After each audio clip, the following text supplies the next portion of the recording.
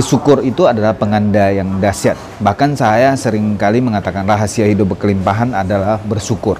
Nah, apa yang harus kita syukuri ketika kita bisa dalam keadaan baik-baik aja, tetap sehat seperti sekarang, itu tentu sesuatu yang kita harus syukuri. Ya, mungkin beberapa dari kita atau banyak dari kita juga kena COVID, ya, baik di gelombang pertama, kedua,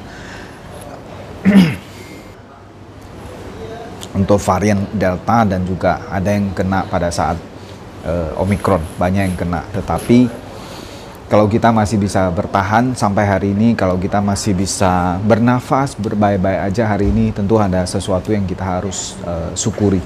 Nah, saya selalu mengatakan bersyukur adalah rahasia hidup berkelimpahan.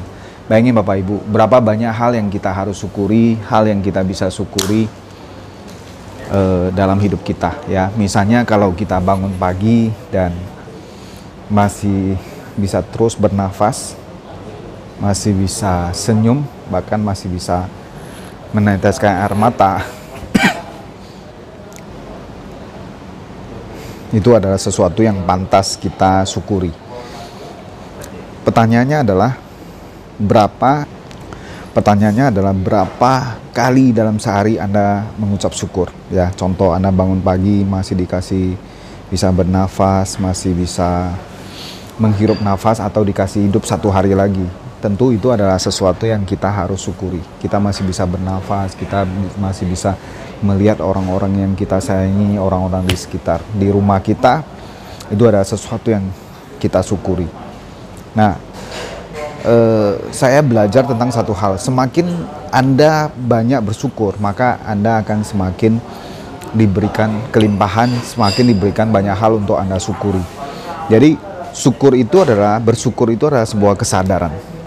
Tentu kalau kita bisa bersyukur di saat kita dapat rezeki yang besar, dapat income yang besar, dapat sesuatu yang luar biasa, kita bisa bersyukur, itu wajar, ya. Kadang kalau kita dapat sebuah hadiah besar, dapat bonus yang besar, kita bisa bersyukur. Tetapi ketika kita bisa bersyukur di saat penuh dengan rintangan, masalah, atau bahkan musibah, Anda masih bisa bersyukur.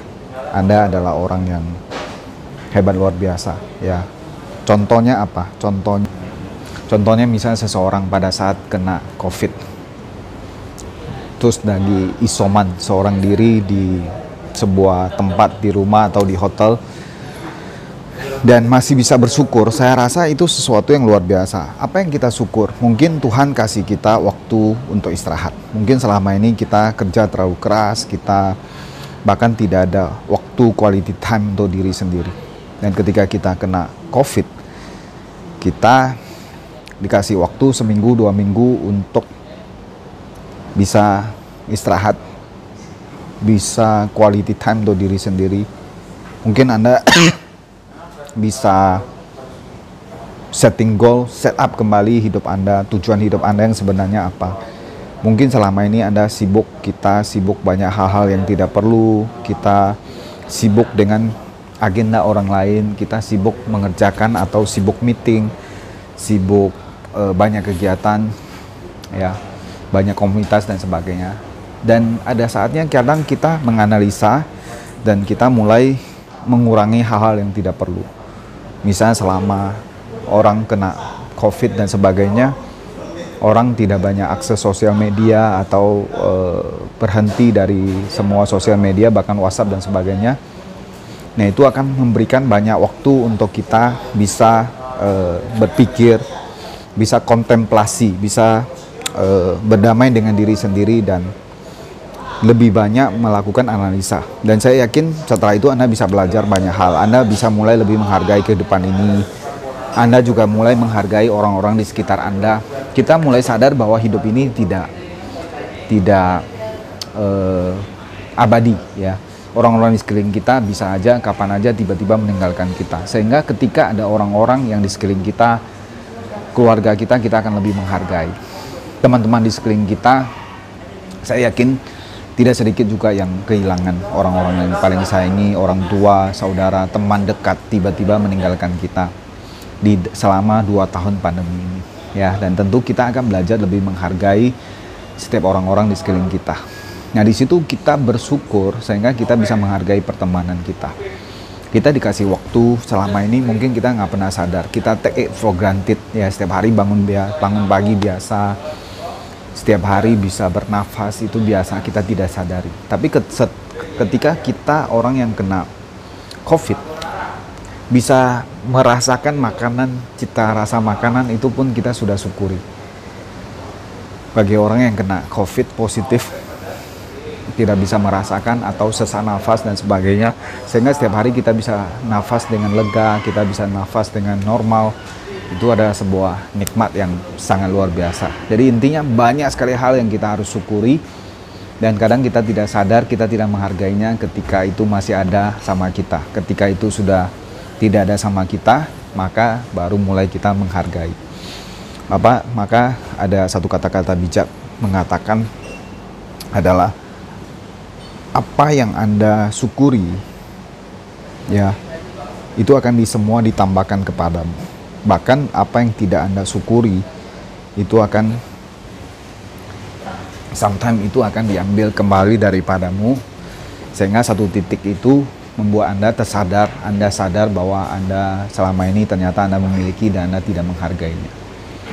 Jadi intinya di video ini saya mau mengajak teman-teman untuk lebih menghargai orang-orang di sekitar Anda, lebih menghargai setiap apa yang Anda boleh nikmati, ya, waktu, kesehatan Anda, tubuh, jasmani Anda.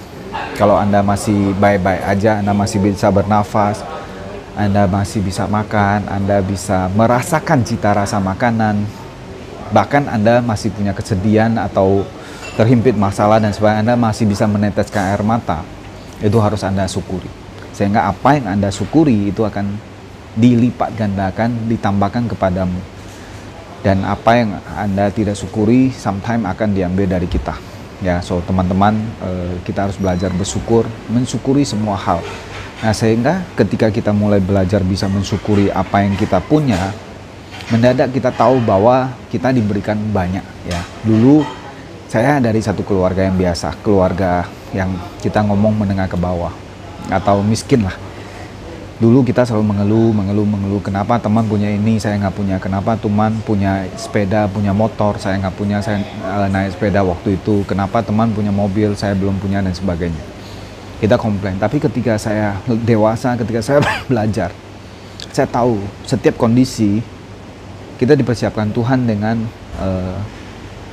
rencana yang berbeda-beda. Tuhan punya rencana yang luar biasa dalam hidup kita. Ternyata semua proses yang saya lewati, yang susah, yang penuh tantangan, yang berat, itu mempersiapkan saya menjadi seorang anak muda yang lebih rajin, lebih semangat, lebih kreatif, lebih pantang menyerah, lebih tangguh, dan bisa menghadapi banyak hal. Dan sampai hari ini saya bersyukur semua apa yang saya lewati ternyata dia mengkristal menjadi sebuah pengalaman yang membentuk sampai saya hari ini.